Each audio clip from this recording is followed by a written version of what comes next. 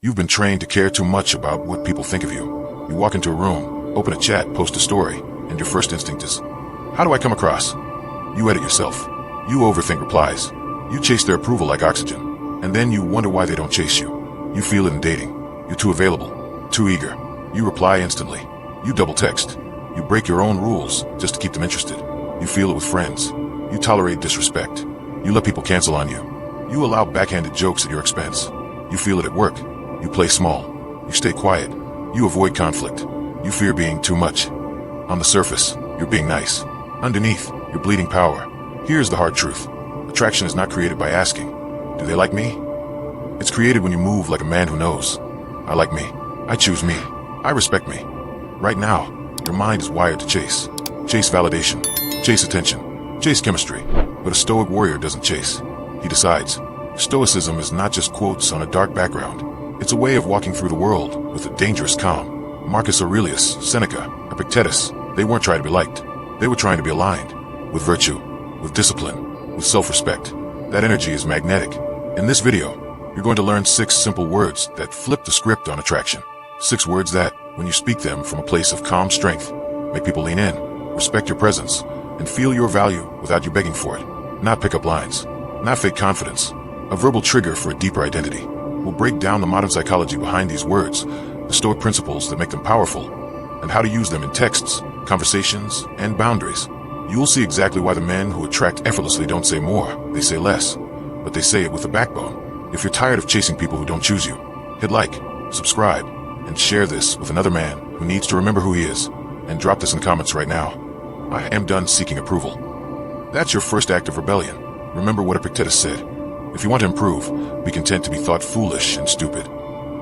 In today's world, that means being okay with not replying instantly, not explaining yourself endlessly, not performing for anyone. Let them think you're cold, distant, or changed. Your job isn't to manage their story about you. Your job is to live a life you respect. The day you stop trying to look impressive, you become impressive. The day you stop chasing attention, attention starts hunting you. These 6 words only work when they come from that kind of man. A man who can say less because his silence is already loud. A man whose calm is a little dangerous. A man who would rather walk alone than be tolerated. In the next part of this video, we're going to break open the first brutal Stoic truth behind those 6 words. The truth that separates a needy, approval-chasing boy from an unshakable, self-respecting man. You're not here to be chosen. You're here to choose. In the beginning, we exposed the lie. Attraction isn't about being liked. It's about being aligned. Now it's time to give you the 6 words. The ones that only work when you mean them. The ones that turn you from a chaser into a chooser. Here they are. If you stay, stay with respect. 6 words. Simple. But if you live by them, your entire life with people changes. First, understand what you're really saying. You're not saying, please don't leave. You're saying, you're free to go, and you're also free to stay. But the price of staying is respect. That's a Stoic frame. No begging. No clinging. No emotional ransom. Let's break the power behind these words. Call this the law of self-selection. When you say, if you stay, you stop grabbing, you stop chasing. You're letting reality show you who's meant to be in your life and who isn't. You're giving people the dignity of a choice.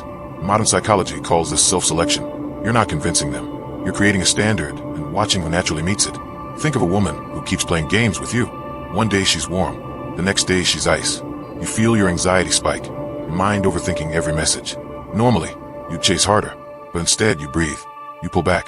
You say calmly, if you stay, stay with respect. No essay, no 3-paragraph explanation, just 6 words in silence. She now stands in front of a mirror, not yours, hers. She has to decide, can she stay and rise to respect? Or will she walk because she only thrives in chaos? Either way, you win.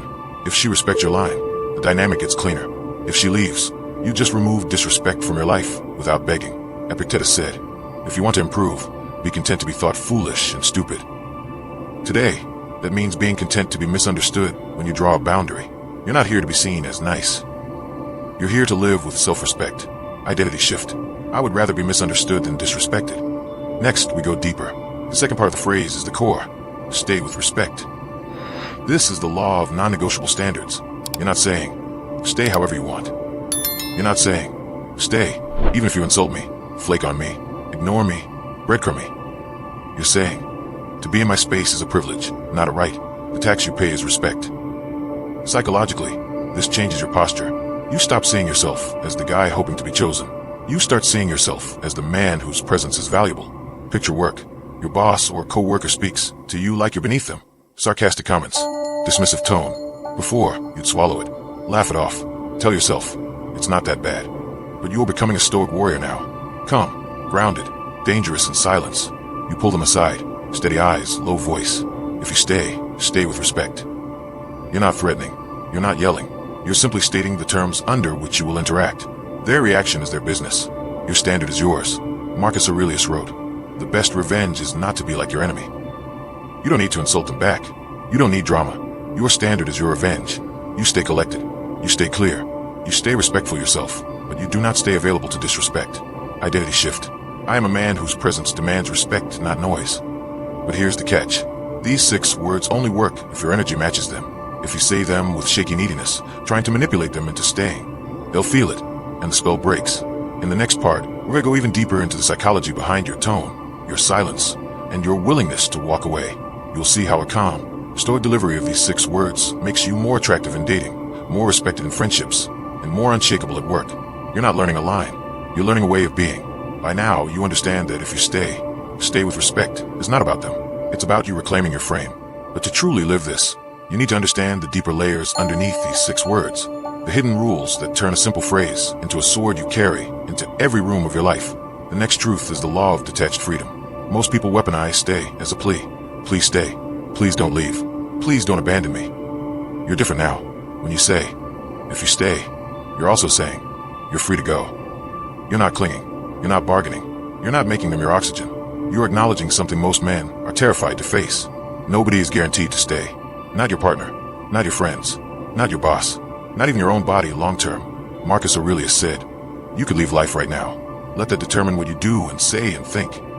When you let that sink in, you stop acting like a hostage to other people's attention. You start treating every connection as a gift, not an entitlement. And gifts can be given. Gifts can be taken away. That's life. Psychologically, your anxiety drops when you accept this, because you stop trying to control the uncontrollable. You stop thinking, how do I keep them? And start thinking, how do I stay true to myself whether they stay or not? Identity shift.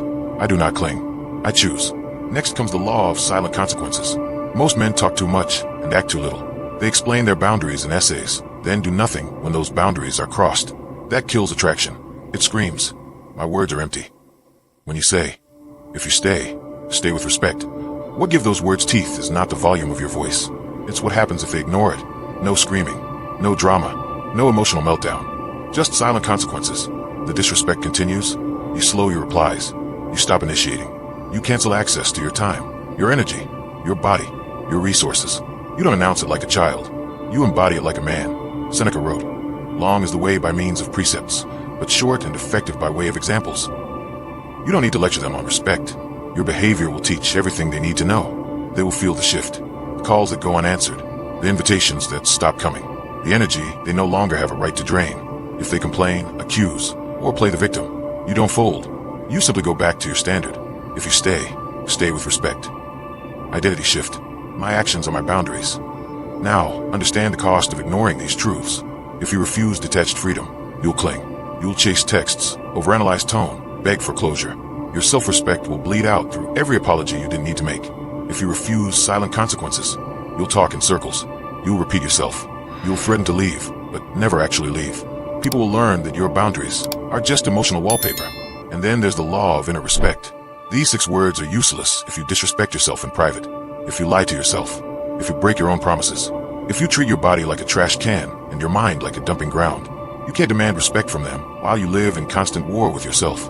Epictetus said, first say to yourself what you would be, and then do what you have to do. You want to be a man whose presence commands respect? Then start with the man in the mirror. Respect your sleep. Respect your work. Respect your word. Respect the goals you said you had. Respect the standards you claim to hold. When you do that, if you stay with respect, stops being a line. It becomes a reflection of how you live. If this is hitting something inside you, pause for a second and write in the comments, I choose respect over approval. Not for the algorithm, but as a contract with yourself. In the next part, we're going to take all of this even deeper. We'll move from tactics to identity, from words to worldview. You'll see how these Stoic laws, lived over time, don't just change how others treat you. They transform who you are on the battlefield of life. You're not just learning how to talk different. You're learning how to walk as a man whose calm is dangerous, whose standards are unshakable, and whose respect starts from within. Look at how far you've already come in this video. At the start, you were chasing, overthinking, letting other people's attention decide your value. Then you learned the 6 words. You saw how if you stay with respect, quietly flips the entire power dynamic of your life. Now we go from words to identity, because this isn't really about what you say to them. It's about who you are when you look yourself in the eye. Picture your life as a battlefield at dawn. The air is cold. The ground is still. There's fog everywhere. On one side stands the old you, the pleaser, the overthinker, the man who fears losing people more than losing himself. On the other side is the man you're becoming, calm, grounded, disciplined, dangerous in his silence. The war isn't outside, it's inside. This is where Stoicism stops being philosophy and becomes a weapon. Marcus Aurelius wrote, "It is not death that a man should fear, but he should fear never beginning to live." You've been half living, half speaking your truth, half holding your boundaries, half believing in your own worth. You exist, but you're not fully alive as the man you're meant to be. Every time you let disrespect slide, you step back into the fog. Every time you draw a calm, firm boundary, you step forward into the light. The 6 words are just a doorway. If you stay with respect. But stepping through that door means accepting a new identity. You are no longer the man who waits to be picked. You are the man who chooses, who gains access. This is the shift, from attraction as a game to attraction as gravity. A storm doesn't ask the trees if it can pass. It moves. The landscape adjusts. A fire doesn't beg what to burn. It simply burns, and what is dry and ready catches flame. You, as a Stoic warrior, don't ask the world for permission to have standards. You stand. You speak simply. You enforce quietly. The right people feel safer around you. The wrong people feel exposed. Seneca said, "We are more often frightened than hurt, and we suffer more in imagination than in reality." Think about how much you've suffered in your imagination. The fear of them leaving. The fear of them being mad at you. The fear of looking cold, distant, or toxic for finally respecting yourself. And yet, most of that pain is fantasy. When you actually set the boundary, most of the time, nothing explodes. The world doesn't end. The right people lean in. The wrong people fall away. The real damage wasn't their reaction. It was your fear.